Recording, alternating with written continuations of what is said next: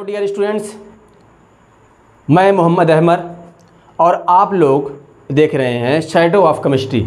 आज हम लोग इलेक्ट्रोकेमिस्ट्री का ही एक छोटा पॉइंट डिस्कस करने जा रहे हैं और उस टॉपिक का नाम है resistance, specific resistance, electrolytic conduction और स्पेसिफिक कंडक्टेंस। इन छोटी छोटी 4 पॉइंट को हम लोग आज अपने इस लेक्चर में पढ़ेंगे। तो देखें, पहले समझते हैं कि रेजिस्टेंस क्या होता है।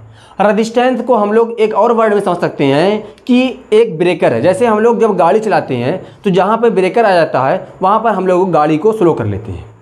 उसी तरीके से जब इलेक्ट्रिक करंट का फ्लो होता है किसी भी ऑब्जेक्ट में, तो क्या होता है, जब करंट का फ्लो होता है एनी ऑब्जेक्ट में, जब करंट का फ्लो होता है तो वो उसमें क्या करता है, हिंड्रेंस प्रोवाइड करता है। हिंड्रेंस को प्रोवाइड करता है यानी क्या करता है, उसको इलेक्ट्रिक करंट को वो रोकता है। यानी इलेक्ट्रिक करंट रुक रुक के चलता है, कम इलेक्ट्रिक करंट आता है।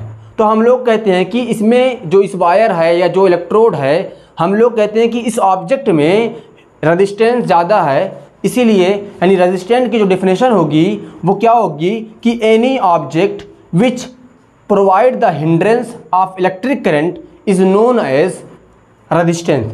अच्छा, एक बात और आप लोग बहुत ध्यान से सुने कि जितने भी आप लोगों के नोट्स होंगे वो सब डिस्क्रिप्शन में PDF के फॉर्म में होंगे, आप लोग वहाँ से डाउनलोड कर लें। बस आप लोग यहाँ पर कॉन्सेप्ट देखें और अपने आप को जो भी बातें समझ में नहीं आती हैं उसको बहुत ध्यान से वीडियो देखें और हर बात आपको क्लियर हो जाएगी। देखें, तो हम लोगों ने रेजिस्टेंस को समझा, वो क्या होता है, एक तरीके का क्या होता है, वो हिंड्रेंस प्रोवाइड करता है।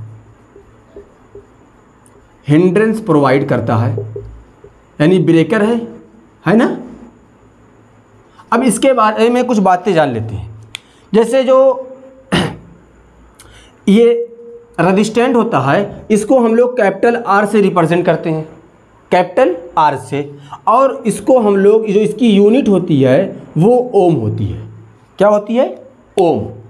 और इसको हम लोग जो रिप्रेजेंट करते हैं इस तरीके से कुछ रिप्रेजेंट करते हैं। देखें, ये R इसको डिनोट करते हैं R से और इसकी जो यूनिट होती है वो ओम होती है, इसको रिप्रेजेंट करते हैं हम लोग R से। ये बात आप लोगों ने क्लास 10th में, क्लास 11 तक समझ गए होंगे क्योंकि फिजिक्स का ये पॉइंट है। लेकिन यहाँ हम लोग जब कंडक्टेंस को, इलेक्ट्रिक करंट को पढ़ रहे हैं तो इलेक्ट्रोलाइटिक कंडक्टेंस के पढ़ने से पहले हमको रेजिस्टेंस पढ़ना बहुत ज़रूरी था।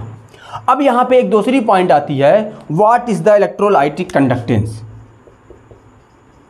कौन सा कंडक्टेंस, इलेक्ट्रोलाइटिक कंडक्टेंस।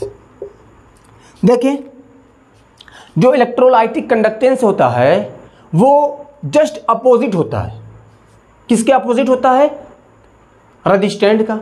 जैसे हम लोग जानते हैं कि जो रेजिस्टेंट होता है वो क्या करता है, इलेक्ट्रिक करंट के रास्ते में वो एक हिंड्रेंस प्रोवाइड करता है। इलेक्ट्रिक करंट को फ्लो होने में वो निगेटिव साइन मतलब यूज़ करता है, यानी कि इलेक्ट्रिक करंट को वो रोक देता है। और जो इलेक्ट्रोलाइटिक कंडक्टेंस, या सिर्फ हम लोग कंडक्टेंस कह सकते हैं क्योंकि हम लोग इलेक्ट्रोलाइट के रिस्पेक्ट में पढ़ रहे हैं, इसीलिए यहाँ पे वर्ड यूज़ किया इलेक्ट्रोलाइटिक कंडक्टेंस। जो कंडक्टेंस होता है वो जस्ट अपोजिट होता है किसके, R के। यानी हम लोग कह सकते हैं कंडक्टेंस को अगर C से रिप्रेजेंट करें तो हम लोग कह सकते हैं कि यानी इलेक्ट्रोलाइटिक कंडक्टेंस होता है वो इसके जस्ट अपोजिट होता है या इन्वर्सली प्रोपोर्शनल होता है। इन्वर्सली प्रोपोर्शनल देखें क्या होगा, C1/R। जब इन्वर्सली प्रोपोर्शनल होगा यानी कि कोई एक चीज़ बढ़ेगी और एक चीज़ घटेगी, एक बढ़ेगा दूसरा घटेगा। अब यहाँ पे एक बात समझें, अगर कंडक्टेंस बढ़ रहा है तो रेजिस्टेंस क्या होगा, घटेगा। अगर रेजिस्टेंस बढ़ रहा है तो कंडक्टेंस घटेगा। ये छोटी सी बात थी इलेक्ट्रोलाइटिक कंडक्टेंस में। देखिए, कंडक्टेंस क्या होता है, जैसे हम लोग जानते हैं कि जब कोई 2 इलेक्ट्रोड होता है किसी भी सेल में, तो उस सेल में एक एनोड होता है और दूसरा इलेक्ट्रोड क्या होता है, कैथोड होता है। उसमें इलेक्ट्रॉनों का फ्लो होता है और उन दोनों इलेक्ट्रोड के बीच में जो पोटेंशियल जनरेट होता है उसकी वजह से करंट का फ्लो होता है ना। जब करंट का फ्लो होता है तो वो करंट को कोई भी कंडक्टर की यह प्रॉपर्टी होती है कि वो इलेक्ट्रिक करंट को कितना ज़्यादा फैसिलिटेट करता है, कितना ज़्यादा आसानी से उसको आगे बढ़ाता है। वो एक कंडक्टर की हर स्पेसिफिक कंडक्टर की एक प्रॉपर्टी होती है। तो जो कंडक्टेंस होता है वो रजिस्टेंस के अपोजिट होता है या इन्वर्सली प्रोपोर्शनल होता है। जैसे अगर यहाँ पे कंडक्टेंस किसी भी इलेक्ट्रोलाइट का या किसी भी इलेक्ट्रोड का जो होगा, अगर कंडक्टेंस ज़्यादा है, क्या है, अगर कंडक्टेंस ज़्यादा है तो उसमें जो रजिस्टेंट होगा वो मिनिमम होगा। अगर रजिस्टेंट मैक्सिमम होगा तो कंडक्टेंस मिनिमम होगी। इसको रिप्रेजेंट करते हैं C से। अब यहाँ से इसकी यूनिट डिफाइन करें हम लोग, देखें यूनिट क्या होगी कि ये R की यूनिट क्या होती है, ओम। तो हम लोग कह सकते हैं कि C = 1/ओम, है ना, क्या होगा, ओम।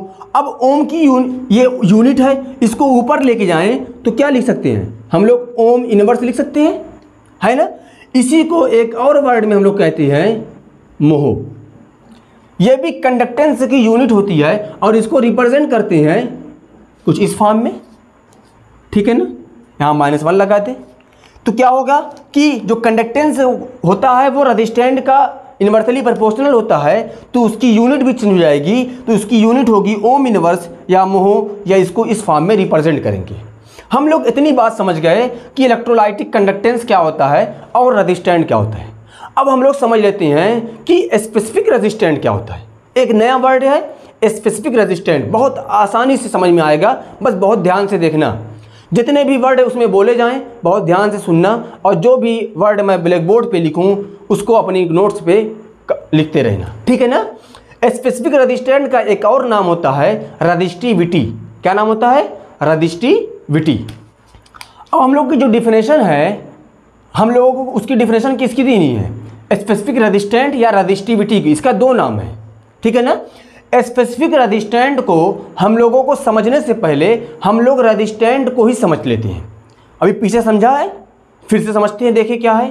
हमने कहा कि जो रजिस्टेंट होता है वो किसी भी मेटल में या कंडक्टर में या इलेक्ट्रोलाइट में वो करंट के, यानी किसी भी ऑब्जेक्ट में करंट के जो रास्ते होते हैं, यानी करंट जो रास्ते से फ्लो होता है उसमें वो हिंड्रेंस प्रोवाइड करता है या वो रुकावट बनता है। अब ये जो रजिस्टेंट होता है वो कितने फैक्टर पर डिपेंड करता है, उसी में से कुछ फैक्टर को हम लोग समझ लेते हैं। वहाँ से हम लोग को पता चल जाएगा कि स्पेसिफिक रजिस्टेंट और या रजिस्टिविटी होती क्या है। देखिए बेसिकली एक बात समझ जाएं, जो स्पेसिफिक रजिस्टेंट या रजिस्टिविटी होती है वो एक कांस्टेंट होता है। क्या होता है, कांस्टेंट होता है। देखिए जो रजिस्टेंट होता है वो डायरेक्टली प्रोपोर्शनल होता है किसी भी ऑब्जेक्ट, या हम लोग यहाँ पे किसके रेस्पेक्ट में पढ़ रहे हैं, इलेक्ट्रोड के, यानी इलेक्ट्रोड की लेंथ के डायरेक्टली प्रोपोर्शनल होता है। जैसे एक एग्जांपल लें, अगर कोई एक इलेक्ट्रोड है वो कुछ इतना बड़ा है और एक और इलेक्ट्रोड है वो कुछ, इसकी लेंथ जो है वो इतनी है। देखिए हम लोग कह रहे हैं कि दोनों का जो क्रॉस सेक्शन एरिया है वो बराबर है, ठीक है ना। लेंथ एक की थोड़ा सा बड़ी है और एक की लेंथ छोटी है। अब क्या होगा, जितनी ज़्यादा उसकी लेंथ होगी उतने ज़्यादा उसमें हिंड्रेंस आएगा, यानी रास्ते बड़े होंगे तो उसमें रुकावट ज़्यादा आएगी, ज़्यादा एटम उसको रास्ते में बीच में ब्रेकर बनेंगे, हिंड्रेंस प्रोवाइड करेंगे। तो और जिसमें कम होगा, लेंथ कम होगी, उसमें हिंड्रेंस भी कम आएगा। तो हम लोग कह सकते हैं कि जो रजिस्टेंट होता है वो जो कंडक्टर होता है या किसी भी इलेक्ट्रोड होता है उसके डायरेक्टली प्रोपोर्शनल होता है, यानी लेंथ बढ़ेगी रजिस्टेंट अपने आप बढ़ जाएगा। दूसरी चीज़ यहाँ पे देखें, अगर मैं कह दूं कि एक कोई कंडक्टर है उसका क्रॉस सेक्शन एरिया कुछ ऐसा है और एक कंडक्टर है इसका क्रॉस सेक्शन एरिया कुछ ऐसा है। क्रॉस सेक्शन एरिया यानी कि इसकी बात हो रही है, कितना मोटा है ना।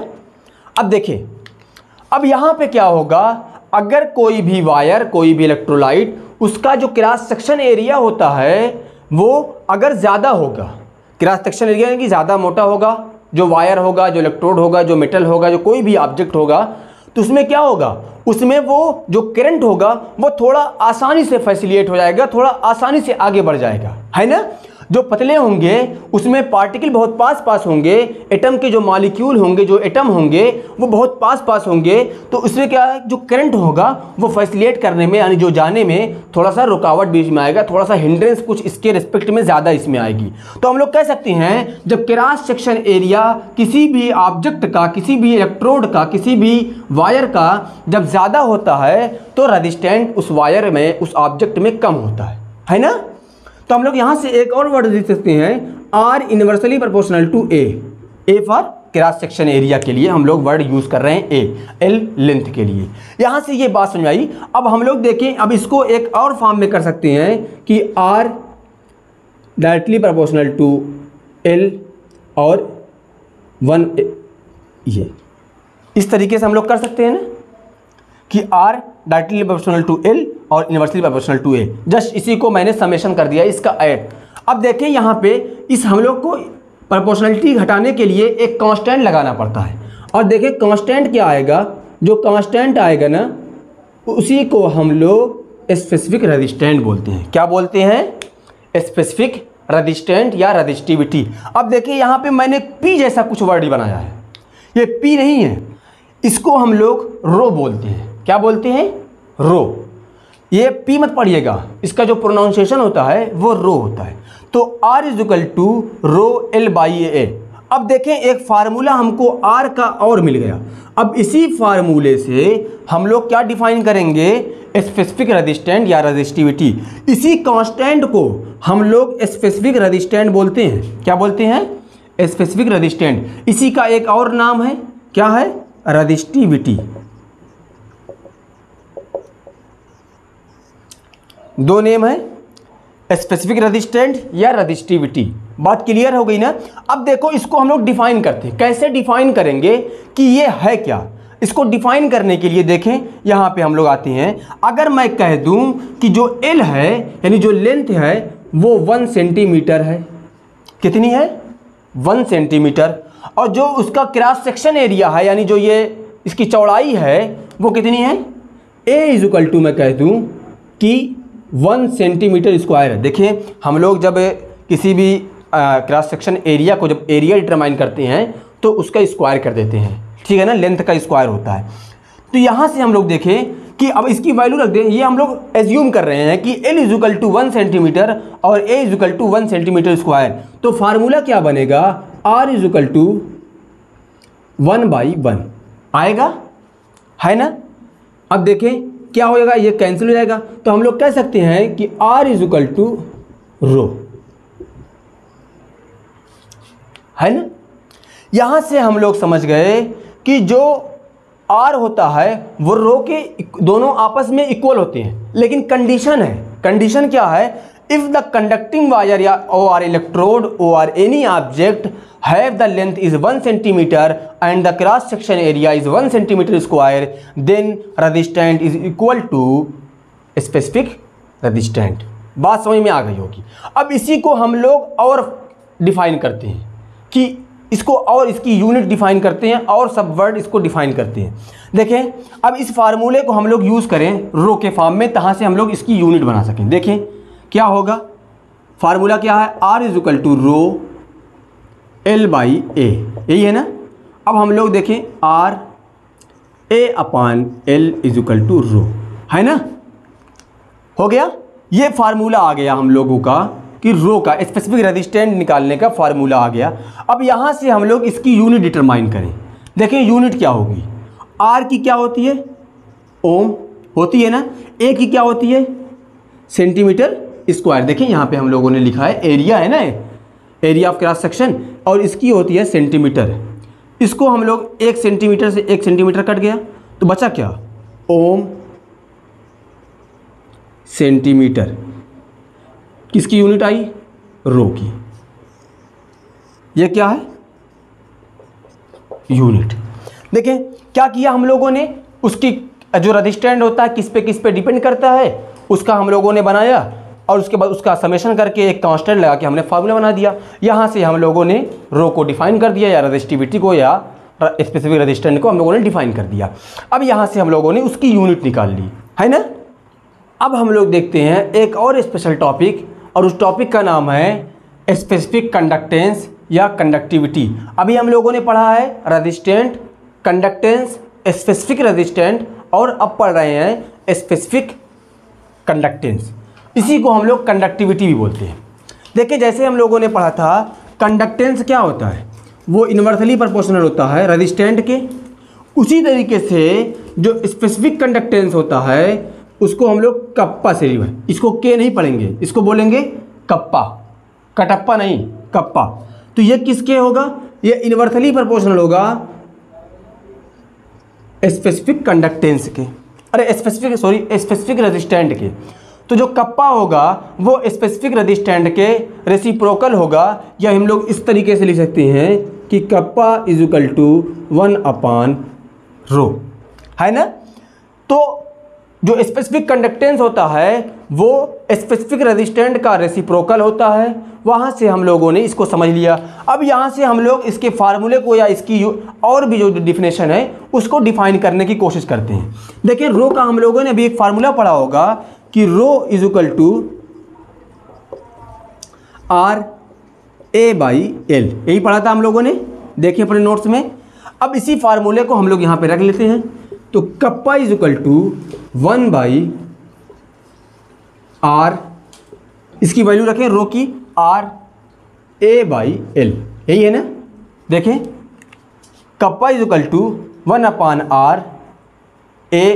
अब देखें यहाँ पे हम लोग इसको कैसे डिफाइन करते हैं, देखें बहुत ध्यान से।